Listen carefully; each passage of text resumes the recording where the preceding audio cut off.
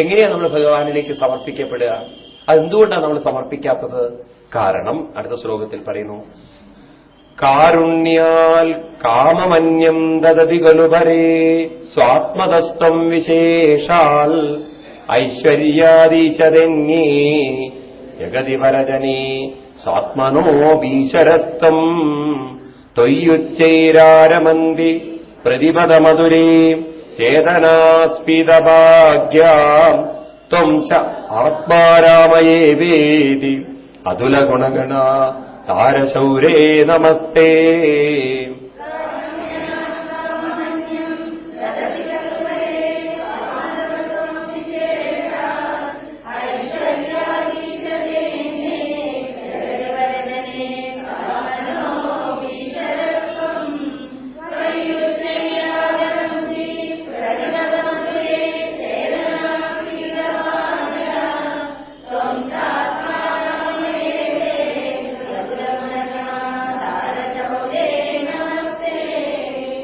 കാരുണ്യാൽ അന്യം കാമം ദദതി ഖലുപരേ, മറ്റുള്ളവര് കാരുണ്യം കൊണ്ട് അന്യം കാമം ദദതി, മറ്റു കാമങ്ങളെ കൊടുക്കുന്നു.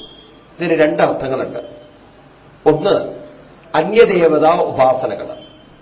ചില ആളുകള് അവനവൻ വിചാരിച്ച കാര്യം പെട്ടെന്ന് നേടിയെടുക്കാൻ മറ്റു ദേവതകളെ ഉപാസിക്കും.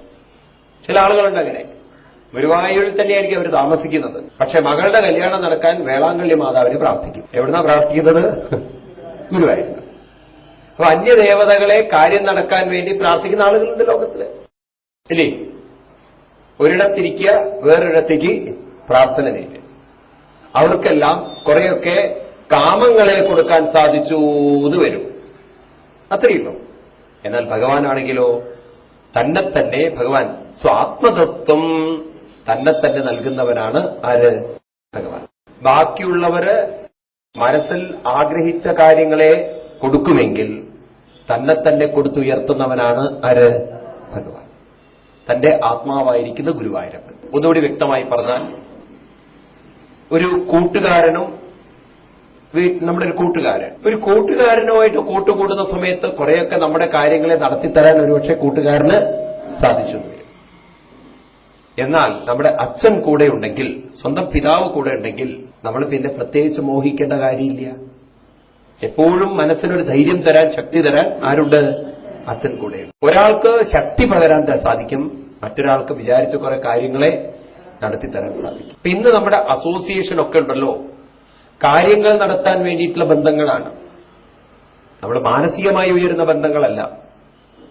ഒരു ഭർത്താവിന്റെ സാന്നിധ്യത്തിൽ ഭാര്യയ്ക്ക് മാനസികമായി കുറെയൊക്കെ സമാധാനം ഉണ്ടെങ്കിലും മനസ്സിന് ശക്തി തോന്നുന്നില്ല. കാരണം മനസ്സിന് ശക്തി തോന്നാത്തതിന് കാരണം ഈ ബന്ധങ്ങളെല്ലാം തൽക്കാലത്തേക്ക് മാത്രമാണെന്നുള്ള ഒരു ബോധം ഉപബോധ മനസ്സിൽ എവിടെയോ കിടക്കുന്നുണ്ട്. നമുക്കറിയാം ഇതൊന്നും ശാശ്വതമായി നമ്മുടെ കൂടെ ഉള്ളതല്ല. എവിടെയോ ചില പ്രശ്നങ്ങൾ നമ്മളെ വേട്ടയാടുന്നുണ്ട്. അതുകൊണ്ട് ഒരു വശത്ത് നമുക്ക് ബന്ധങ്ങൾ ഉണ്ടെങ്കിലും നമുക്ക് കൂടുതൽ കൂടുതൽ അടുക്കാൻ ഇഷ്ടം ബന്ധങ്ങളോടല്ല, നമുക്ക് കൂടുതൽ അടുക്കാൻ ഇഷ്ടം ഈശ്വരനോടാണ്. ഉള്ളിൻ്റെ ഉള്ളിൽ നമുക്കറിയാം അവസാനം നമ്മുടെ കൂടെ ബന്ധുക്കളല്ല, അവസാനം നമ്മുടെ കൂടെ ഈശ്വരൻ മാത്രമേ ഉണ്ടാവുള്ളൂ എന്നൊരു സത്യം നമ്മുടെ ഉള്ളിൽ നമ്മളോട് വിളിച്ചു പറയുന്നുണ്ട്. പക്ഷെ നമുക്ക് പെട്ടെന്ന് അങ്ങോട്ട് ഉൾക്കൊള്ളാൻ സാധിക്കുന്നില്ല. കാരണം ഇതൊക്കെ വിട്ടുപോകാൻ എങ്ങനെ സാധിക്കുന്നുണ്ട്. നമ്മളൊരു കൺഫ്യൂഷനിലാണ്. അതാണ് സത്യം എന്നറിയാം, പക്ഷെ ഇത് വിടാൻ നമുക്ക് സാധിക്കുന്നില്ല. എങ്കിലും നമ്മൾ തിരിച്ചറിയൂ, മറ്റുള്ളവർക്ക് കുറെ കാമങ്ങളെ തരാൻ സാധിക്കും, മോഹങ്ങളെ പൂർത്തീകരിക്കാൻ സാധിക്കും. പക്ഷേ അവർക്കൊരിക്കലും നമ്മുടെ മനസ്സിനെ ഉയർത്താൻ സാധ്യമല്ല. മനസ്സിനെ ഉയർത്താൻ ആരിലേക്ക് തന്നെ തിരിയണം? ഭഗവാനിലേക്ക്. ഇനി മറ്റുള്ളവർ നമ്മളെ കാമങ്ങളെ സാധിപ്പിച്ചു തരുന്നതും അവരിലും ആരുള്ളതുകൊണ്ടാണ്? ഭഗവാനുള്ളതുകൊണ്ടാണ്. കാരണം ഒരു ശവത്തിന് മറ്റൊരാളുടെ കാമത്തെ സാധിപ്പിച്ചു കൊടുക്കാൻ സാധ്യമല്ല, ഇല്ലേ? അപ്പൊ നമ്മൾ ശരീരത്തോടാണ് അടുക്കുന്നതെങ്കിലും നമുക്കറിയാം ശരീരത്തോട് അടുക്കാൻ കാരണം ശരീരത്തിലൊരു ഈശ്വര ചൈതന്യം ഉള്ളതുകൊണ്ടാണ്. നമുക്കും മറ്റൊരാളോട് അടുക്കാൻ കാരണം നമ്മുടെ ഉള്ളിലും ഈശ്വര സാന്നിധ്യം ഉള്ളതുകൊണ്ടാണ്. വാസ്തവത്തിൽ രണ്ട് ഈശ്വര ചൈതന്യമാണ് അടുക്കുന്നത്, പക്ഷെ നമ്മളത് കാണുന്നില്ല. നമ്മൾ കാണുന്നത് രണ്ട് ശരീരങ്ങളുടെ അടുപ്പം മാത്രമാണ്. മനസ്സിലായില്ലേ? ശങ്കരാചാര്യസ്വാമികൾ പറയും, ശരീരത്തെ ആയിരുന്നു നമ്മൾ സ്നേഹിച്ചതെങ്കിൽ ശരീരം മരിക്കുമ്പോഴും നമ്മൾ പേടിക്കരുത്, ദുഃഖിക്കരുത്. കാരണം ശരീരം മരിച്ചു കിടന്നാലും അപ്പോഴും ഉണ്ട്. പക്ഷെ നമ്മൾ എപ്പോ ജീവൻ പോകുന്നുവോ അതേ വ്യക്തിയെ കാണുമ്പോൾ പിന്നെ നമ്മൾ ദുഃഖിക്കുകയും കരയുകയാണ് ചെയ്യുന്നത്. അപ്പൊ നമുക്കറിയാം ആ വ്യക്തിയല്ല പോയിരിക്കുന്നത്, വ്യക്തിയിലിരിക്കുന്ന ഒരു ചൈതന്യം പോയിരിക്കുകയാണ്. മനസ്സിലാവുന്നുണ്ടല്ലോ? അപ്പൊ ഇത്രയും കാലം നമ്മൾ അടുത്തിരിക്കുന്നത് ആരോടായിരുന്നു? വ്യക്തിയോടായിരുന്നെങ്കിൽ വ്യക്തി എപ്പോഴും ഉണ്ടല്ലോ. വ്യക്തിയോടായിരുന്നില്ലേ നമ്മൾ അടുത്തിരുന്നത് മുഴുവൻ ആ വ്യക്തിയിലിരിക്കുന്നത്. പക്ഷെ നമുക്ക് കാണാൻ സാധ്യമല്ലത്. അപ്പൊ ഏതൊരു വ്യക്തിയാണോ ഇത് മനസ്സിലാക്കിക്കൊണ്ട് തന്റെ അന്തരാത്മാവായി ഭഗവാനെ കണ്ടുകൊണ്ട് ഭാസിച്ചുകൊണ്ട് അതിലേക്ക് എടുക്കുന്നത്, സ്വാത്മതസ്ത്വം വിശേഷാൽ അയാൾക്ക് എവിടെ എത്തിച്ചേരാം? സ്ഥൂലമായ ശരീരത്തെ വിട്ട് സൂക്ഷ്മമായ ഈശ്വരനിലേക്ക് എത്തിച്ചേരാം. ഒരിക്കൽ നിങ്ങൾക്ക് സൂക്ഷ്മത പിടികിട്ടിയാൽ പിന്നെ നിങ്ങൾക്ക് മനസ്സിലാവും സൂക്ഷ്മതയെ നശിപ്പിക്കാൻ സ്ഥൂലതയ്ക്ക് സാധ്യമല്ല. ഒരു ഭൂമി നശിച്ചാലും സ്പേസ് നശിക്കുകയില്ല. മനസ്സിലായില്ലേ? ഒരു ബൾബ് പൊട്ടിത്തെറിച്ചാലും അതിലെ കറന്റിനെ നശിപ്പിക്കാൻ സാധ്യമല്ല. ഒരു മാറ്റർ നശിച്ചാലും അതിലുള്ള എനർജിയെ നശിപ്പിക്കാൻ സാധ്യമല്ല. ഇതുപോലെ എന്റെ ശരീരം നശിച്ചാലും ഈ മനസ്സിനെ നശിപ്പിക്കാൻ ഒരാൾക്കും സാധ്യമല്ല. ഒരിക്കൽ നമുക്കത് ക്ലിക്ക് ചെയ്ത് കഴിഞ്ഞാൽ പിന്നെ നിങ്ങൾ ഈ ലോകത്തെക്കുറിച്ച് ദുഃഖിക്കേണ്ട കാര്യമില്ല. നിങ്ങളുടെ അച്ഛൻ മരിച്ചാലും അമ്മ മരിച്ചാലും നിങ്ങൾക്ക് വ്യക്തമാവും മരണം നടന്നത് ശരീരത്തിനാണ്, അവന്റെ മനസ്സിനെ നശിപ്പിക്കാൻ ഒരാൾക്കും സാധ്യമല്ല. നിങ്ങൾ സ്ഥൂലതയെക്കുറിച്ച് ദുഃഖിക്കില്ല. കാരണം നിങ്ങൾക്കറിയാം സ്ഥൂലത പോയാലും സൂക്ഷ്മത നശിക്കില്ല. ഒരു കുടം പൊട്ടിയാലും നിങ്ങൾക്കറിയാം അതിലെ മണ്ണിനെ നശിപ്പിക്കാൻ സാധ്യമല്ല. അത് വ്യക്തത വരും നിങ്ങൾക്ക്. ഈ വ്യക്തത വരുന്നത് വരെ നാം ആകർഷിക്കപ്പെടുന്ന ചൈതന്യത്തോടാണെങ്കിലും നമ്മുടെ ബന്ധങ്ങൾ മുഴുവൻ ഏതിനോടായിരിക്കും? ശരീരത്തോട്, ചൈതന്യത്തോടാവില്ല. Though attraction is towards that spirit, but we are attached to the form. അതുകൊണ്ട് നമുക്ക് ഫോമിന് വല്ലതും പറ്റിയാൽ നമ്മുടെ മനസ്സിനും വല്ലതും സംഭവിക്കും. മനസ്സിലാവുന്നുണ്ടല്ലോ? മറ്റുള്ളവർക്ക് കാമം തരാൻ സാധിക്കും, ഉയർത്താൻ ആർക്ക് മാത്രമേ സാധിക്കുകയുള്ളൂ? ഭഗവാൻ.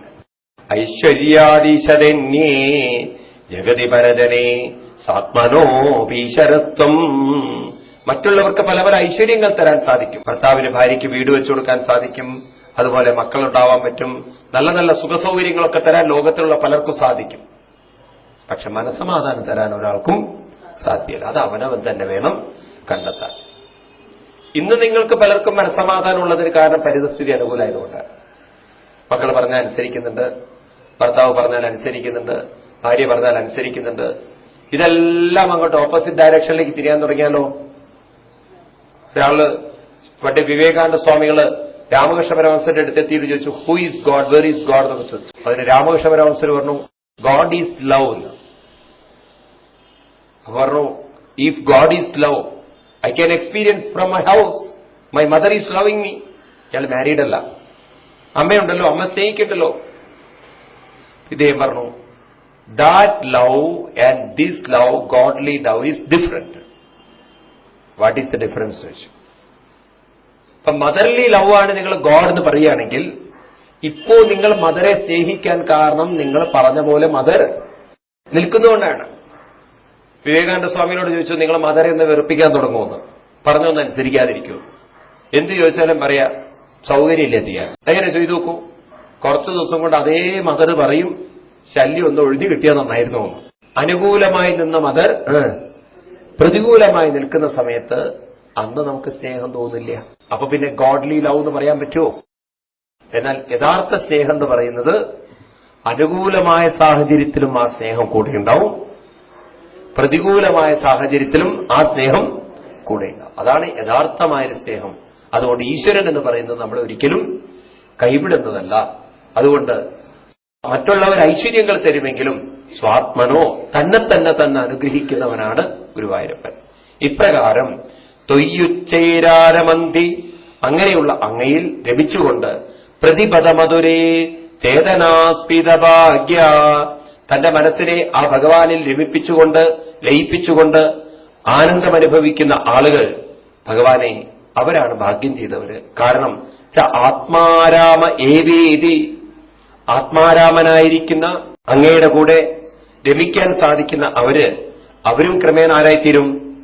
ആത്മാരാമന്മാരായി, തന്റെ ആത്മാവിൽ രമിക്കാൻ സാധിക്കുന്നവരായി തീർന്ന് അതുല ഗുണഗണ, എല്ലാ ഗുണങ്ങൾക്കും അതീതരായി തീർന്ന് അപ്രകാരം ഭഗവത് പദത്തിലേക്ക് ഉയരുന്നവരായിത്തീരും. അങ്ങനെയുള്ള ഗുരുവായൂരപ്പ, ഉയർത്തുന്ന ഗുരുവായൂരപ്പ, അങ്ങേ ഞാൻ നമസ്കരിക്കും. ഈശ്വരനോട് അടുക്കും തോറും ആത്മാവിലേക്ക് എടുക്കും. ഈശദർശനം, ആത്മദർശനം. നിങ്ങൾ ഗുരുവായൂരിലേക്ക് പോകുന്തോറും, ഗുരുവായൂരപ്പനോട് അടുക്കുന്തോറും എവിടേക്ക് അടുക്കണം? ആത്മാവിലേക്ക്. അതിനെന്ത് വേണം? ഗുരുവായൂരപ്പനെ അല്ലാതെ മറ്റൊന്നിനെയും നമ്മൾ ഉപാസിക്കരുത്. അവിടെയാണ് ഹിന്ദുക്കൾക്കൊരു കൺഫ്യൂഷൻ വരുന്നത്. അനവധി ക്ഷേത്ര സങ്കല്പങ്ങൾ ഉള്ളതുകൊണ്ട് രാവിലെ ഒരു ദൈവം, 11 മണിക്ക് വേറൊരു ദൈവം, ഉച്ചയ്ക്ക് വേറൊരു ദൈവം, രാത്രിയിൽ വേറൊരു ദൈവം, ഇങ്ങനെ ഓരോ മിനിറ്റ് വെച്ചിട്ട് ഗുളിക കഴിക്കുന്നത് പോലെയാണ് ദൈവസങ്കല്പം. ആകെ ഒരു കൺഫ്യൂഷന്റെ പാർട്ടിയാണ് നമ്മൾ. തിങ്കളാഴ്ച ഒരു ദൈവം, ചൊവ്വാഴ്ച ഒരു ദൈവം, ബുധനാഴ്ച ഒരു ദൈവം, വ്യാഴാഴ്ച ഒരു ദൈവം, വെള്ളിയാഴ്ച ഒരു ദൈവം, ശനിയാഴ്ച ഒരു ദൈവം, ഞായറാഴ്ച ഒരു ദൈവം. കാരണം 33 കോടി ദൈവങ്ങൾക്ക് ഡേറ്റ് കാണുന്നവരാണ്. അമ്പലത്തിൽ പോയാൽ ആകെ കൺഫ്യൂഷനാണ്. ഗുരുവായൂരപ്പനോട് പ്രാർത്ഥിക്കണോ നവഗ്രഹങ്ങളോട് പ്രാർത്ഥിക്കണോ? കാരണം കേതു തിരിഞ്ഞു നിൽക്കുക. ഗുരുവായൂരപ്പന് ഇവരെ തിരിയാനൊന്നുമില്ലേ പാവം? കൈയെല്ലാം എൻഗേജഡാണ്. ശംഖചക്ര കഥാപത്മങ്ങളെ കൊണ്ട് അങ്ങോട്ടൊന്നും ചെയ്യാൻ പറ്റില്ല. അതുകൊണ്ട് ഗുരുവായൂരപ്പനേക്കാൾ ശക്തി കേതുവിനായി. അതുകൊണ്ട് ഗുരുവായൂരപ്പനെ വലയം വെക്കുന്നതിനേക്കാൾ കൂടുതൽ ആളുകൾ വലയം വെക്കുന്നത് കേതുവിലും രാഹുവിലാണ്. അത് നോക്കാൻ തന്നെ ഞാൻ ശരിയാക്കി തരാം നിങ്ങളെയൊക്കെ. എനിക്കാണ് ബുദ്ധിമുട്ടുണ്ടാക്കിയിരിക്കുന്നത്. ആ ഒന്നിൽ തന്നെ മനസ്സങ്ങോട്ട് ഉറപ്പിക്കുന്നില്ല. ഇത് മതി, അധികം എന്തിനാ വേണ്ടത്? പക്ഷെ അപ്പോഴേക്കും കൺഫ്യൂഷനായി. കാരണം ഈ ജ്യോത്സ്യന്മാർ അങ്ങനെ കൺഫ്യൂഷൻ ഉണ്ടാക്കി വെച്ചിട്ടുണ്ടേ, ഒരുപാട് കൺഫ്യൂഷൻ ഉണ്ടാക്കി വെച്ചിട്ടുണ്ട്. കാരണം ശിവൻ വേറെയാണ്, അയ്യപ്പൻ വേറെയാണ്, നിങ്ങൾ ജനിച്ച നക്ഷത്രം അയ്യപ്പന്റെയാണ്, അതുപോലെ തന്നെ നിങ്ങളുടെ കുലദേവത എന്നതാണ്. ഈ പ്രശ്നങ്ങളൊക്കെ നിങ്ങളുടെ ഉള്ളിൽ ഉണ്ടാക്കി വെച്ചിട്ടുണ്ട്. അതുകൊണ്ട് നമ്മൾ ഭൂരിപക്ഷം ആളുകളും ആധ്യാത്മിക കാര്യത്തിൽ കൺഫ്യൂസ്ഡാണ്. അയ്യപ്പൻ വേണോ ഗുരുവായൂരപ്പൻ വേണോ എന്നുള്ള. എന്റെ സ്വാമി, തുടക്കത്തിൽ ഞാൻ അയ്യപ്പ ഭക്തനായിരുന്നു. നാരായണീയം പഠിച്ചതോടുകൂടി അപകടത്തിലായി. ഇപ്പൊ എന്റെ മനസ്സ് അയ്യപ്പനിൽ നിന്നും ഗുരുവായൂരപ്പനെ. ഇപ്പൊ എന്റെ മനസ്സ് ധ്യാനിക്കാനിരിക്കുമ്പോൾ ഒരു ഭാഗത്ത് അയ്യപ്പൻ ഇരുന്നുകൊണ്ട് പറയുന്നത് ഞാൻ മതിയെന്ന്, വേറൊരു വശത്ത് ഭഗവാൻ പറയുന്നത് ഞാൻ മതിയെന്ന്. ഇതിലിപ്പോ ഏതാ എനിക്ക് വേണ്ടത്? നിങ്ങൾ പറയൂന്ന്. ഇപ്പൊ എന്താണ് അവസ്ഥ? അയാൾക്ക് കാണുന്നത് പകുതി അയ്യപ്പന്റെ രൂപം, പകുതി ഗുരുവായൂരപ്പനാണ്. ഇങ്ങനെ നമ്മളെ ഓരോരുത്തരും മാനസികമായി അതെന്തുകൊണ്ട് പറ്റുന്നു? വ്യക്തതയില്ല. എന്റെ ആത്മാവ് തന്നെയാണ് ആര്? വാസിക്കുന്ന ഗുരുവായൂരപ്പൻ. ഞാൻ അദ്ദേഹത്തോട് അടുക്കും തോറും ആത്മാവ് തന്നെയാണ് അതെങ്കിൽ, നോക്കൂ, ഇത് കണ്ണാടിയിൽ നോക്കുന്ന പോലെയാണ്. നിങ്ങളുടെ മുന്നിൽ കണ്ണാടി വെച്ചിട്ട് നിങ്ങൾ കണ്ണാടിയല്ല നോക്കുന്നത്, ആണോ? അതിന്റെ ഫ്രെയിമും അതിന്റെ ഗ്ലാസിന്റെ പവറുമാണോ നോക്കുന്നത്? നിങ്ങൾ കണ്ണാടി നോക്കുമ്പോഴും നിങ്ങൾ നോക്കുന്നത് കണ്ണാടിയുടെ ഉള്ളിലേക്കാണ് നോക്കുന്നത്. ആരെയും നിങ്ങൾ കാണുന്നത്?